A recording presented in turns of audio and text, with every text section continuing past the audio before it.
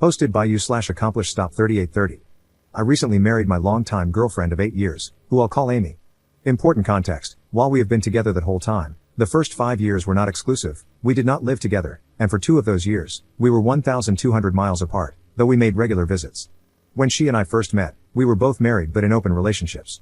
My wife, Amy's husband, and I were required to travel for extremely long periods of time, sometimes years, with minimal opportunities to return home, security contractors. Amy is an ER nurse. 3 months before she and I met, while her husband was home on a 6-month break, she met a local cop and started a relationship with him. We'll call him Chris. He introduced her to some pretty extreme kinks, which she found she deeply enjoyed. Unfortunately, it rapidly escalated beyond anything even remotely healthy and became abusive. This began to rapidly destroy her marriage and family, and despite her husband giving her an ultimatum, she persisted. I was unaware of the abusive and obsessive nature of her relationship with Chris until Amy's husband told me. I had noticed that Amy was becoming increasingly erratic, but I had no explanation. I broke it off with Amy. A month later, she reached out, saying she had realized how toxic the relationship was, that she had broken up with Chris, blocked him, and, if I was interested, would like to start seeing me again. I verified this with her husband, then started sleeping with her again. It was still very much a booty call level relationship at this point. From that point on, over the next 8 years, we grew closer and closer and eventually married. However, about 4 years ago, she mentioned that he had reached out to her regarding some pictures she posted, unrelated, and that they had a good conversation where he asked why she had broken it off with him, and they both reached some closure. I noted that while I was glad for her, how could he have contacted her if she had blocked him? Her reply was that while she blocked his number, she had forgotten to block him on Instagram. I let it go. A couple of years ago, during a conversation with her friend, I found out that during a medical emergency some years back, after she had supposedly blocked him, it was actually Chris who she called to take her to the ER and stay, not this friend. I confronted Amy, and she said that when she told me she had a friend take her, she just didn't think to explain exactly who it was. This has remained a very touchy subject for me, for all the reasons stated. We are also no longer in an open relationship, now that I have stopped traveling, among other reasons. We moved back to the area, to the same town where Chris was an officer, about 2 years ago. A few months ago, just before we got married, she commented that I could be less touchy about Chris now that we were getting married, and, after all, he had retired and moved to Florida. We're in the Midwest. I asked how she knew that, and she said she had read an article about his retirement. Since he retired as a lieutenant and the first K-9 officer, it was barely possible, but I was unconvinced and asked her point blank if she had been talking to him. She said no, point blank. A week ago, I was reading an article about Belgian Malinois and came across an article about Chris attending the retirement ceremony for his former K-9. The ceremony was only 6 months ago, which means he was in the area until very recently. So I dug into it, and I'm good at it. Now, I have all the dates, times, houses, etc., for the man. He retired 9 months ago and left for Florida right after the K-9 ceremony. However, there is no mention in any article of him moving, and there wouldn't be, since he moved well after retiring. So I confronted Amy, and this time she said Chris reached out to her out of the blue via text, and they chatted. When I asked how that was possible if he was blocked, she said he had a new number. We had a big fight, and I've spent a couple of days considering what to do. Right now, I plan to confront her tonight. Even if it's true that she forgot to block him on Instagram, why did she have a conversation when he reached out? Even if she was confused and called him to take her to the ER, why did she hide that from me for years?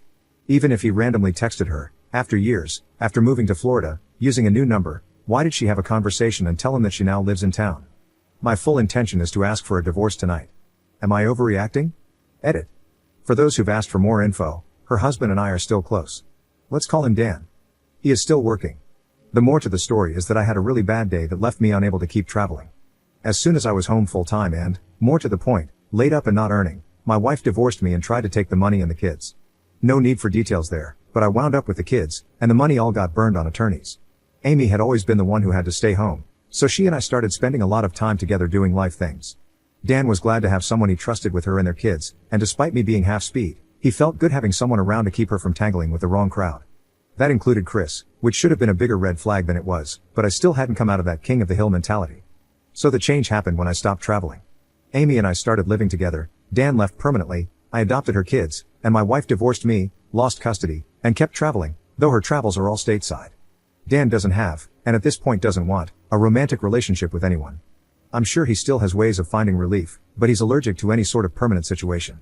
While he would never be willing to, and I don't want to, have me adopt his kids, they were 14M, 10M and 8F when I met them, 18M, 14M and 12F when I came home for good, and 22M, 18M and 16F now. He has given me power of attorney on their behalf, and they all call me Dad. So, there's that. And yes, I'm sure a lot of people judge all of us for the choices and lifestyle we've made.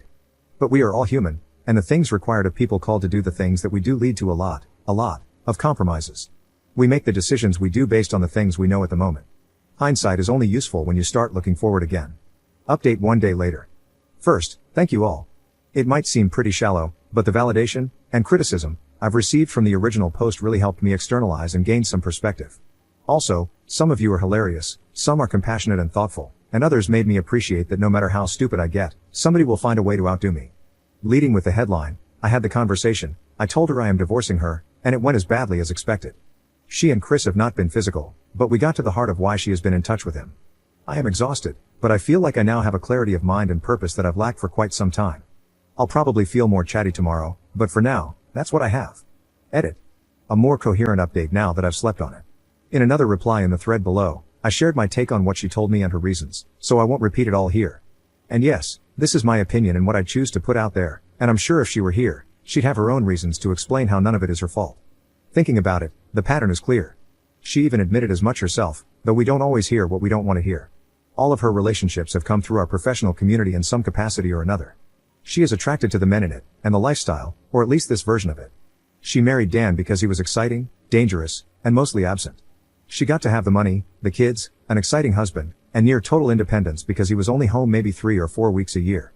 Given the circumstances, she could also sleep around freely, and so did Dan, to be clear.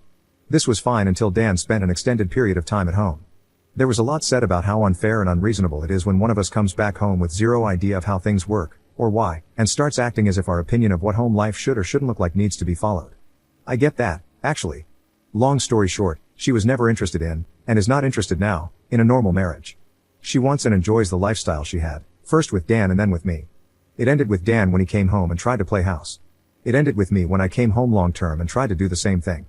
For that matter, that's what ended my marriage with my first wife, me coming home and acting like I owned the place rather than being an occasional visitor. Amy did enjoy the more normal life with me, but she also craves the old excitement. She wants to have her cake and eat it too. So she reached back out to Chris because she enjoyed what they did until Chris went too far, and Dan was about to leave home again, leaving her alone with Chris around. There was a bonus excitement for her at the time because she literally got to watch me confront Chris at our home and send him away. But things have changed since then, and the new circumstances mean she could hook up with Chris and do much more extreme things than she does with me while still having me at the house to keep Chris in check. The only catch is that it's no longer on the up and up, so she and Chris would have to sneak around. Maybe that made it more exciting? It almost worked, but I caught on and realized they were in contact, unraveling the whole thing before they had the opportunity to act on it. To add, Chris definitely scratches a bedroom itch that Dan and I did/do not.